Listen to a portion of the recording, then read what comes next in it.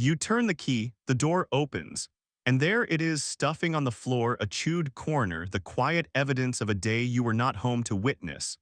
Your chest tightens before your brain even finds the words, and there is your dog already low to the ground before you have said a word. Ears back, eyes soft, almost pleading. It looks like they know, it looks like shame.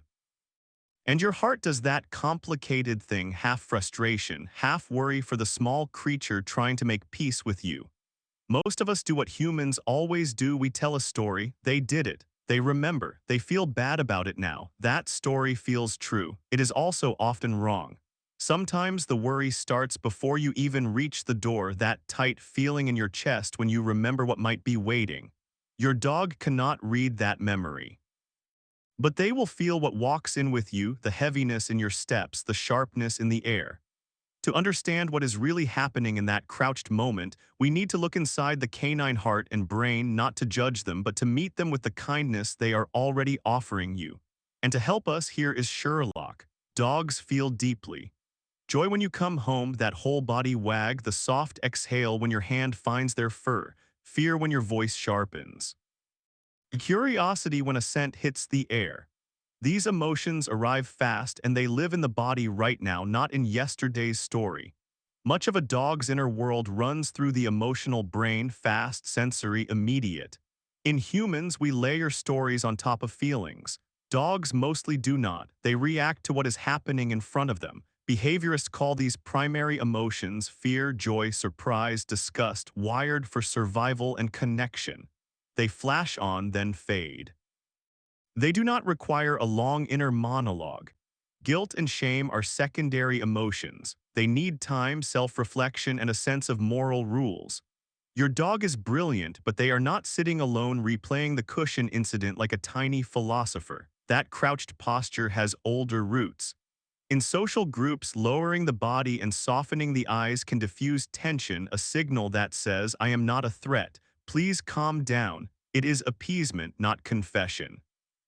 When you walk intense, your dog reads it immediately, your tone, your shoulders, the chemical shift in your sweat. Their body answers before your words arrive. That is not guilt. That is social survival and, in their own way, love trying to keep the bond safe.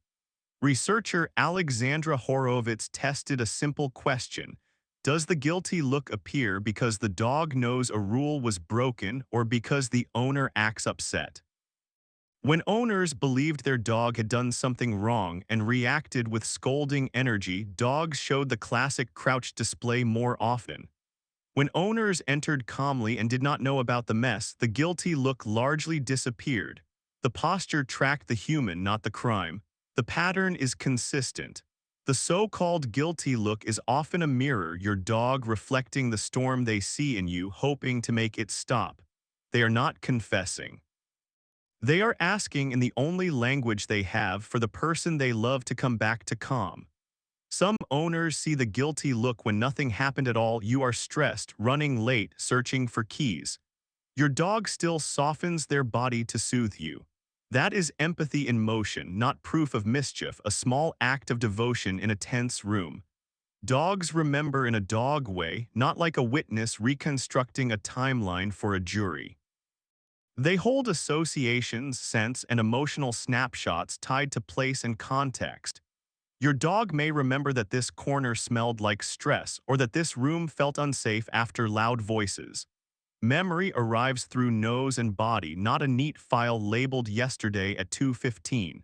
They live in the feeling of a place, the way you live in the warmth of a familiar sweater. Episodic memory, replaying specific past events like a movie, is limited in dogs compared with humans. What lingers is simpler. What happened here, how it felt, and whether you are safe now. Scolding hours after the fact rarely connects to the original act. Your dog links your anger to the moment you arrive, not to the cushion they shredded at noon.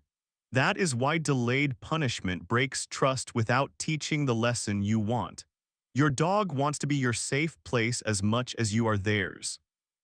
Shame-based corrections teach them to fear your homecoming, not to understand a rule they cannot replay in their mind. And slowly, the dog who used to lean into you may learn to flinch instead. Prevention beats punishment. Gate off temptation when you are gone. Offer approved chews. Make the right choice easy because your dog cannot moralize their way past boredom or anxiety. Skills like leave it land best when the nervous system is quiet, not in the middle of a coming home storm. Practice in calm moments so the behavior exists when stress rises. Walk in neutral first. Drop your bag, breathe, feel your feet on the floor, let your body arrive before your audit of the house. A calm entry gives your dog a chance to meet the version of you they trust instead of bracing for the one they fear. If you need to respond, do it without a courtroom tone. Clean up. Adjust management for tomorrow. Save training for when you are both regulated, connection first, lesson second. If destruction is constant, look deeper: boredom, separation, stress, teething, or pain. A behaviorist or vet can help when management alone is not enough. This is guidance, not blame. If you want more calm, science-backed explainers like this, one dog behavior mystery at a time, consider subscribing. We unpack what your dog is really feeling without the shame. Here is a gentle 3-step blueprint for the next time you walk through that door.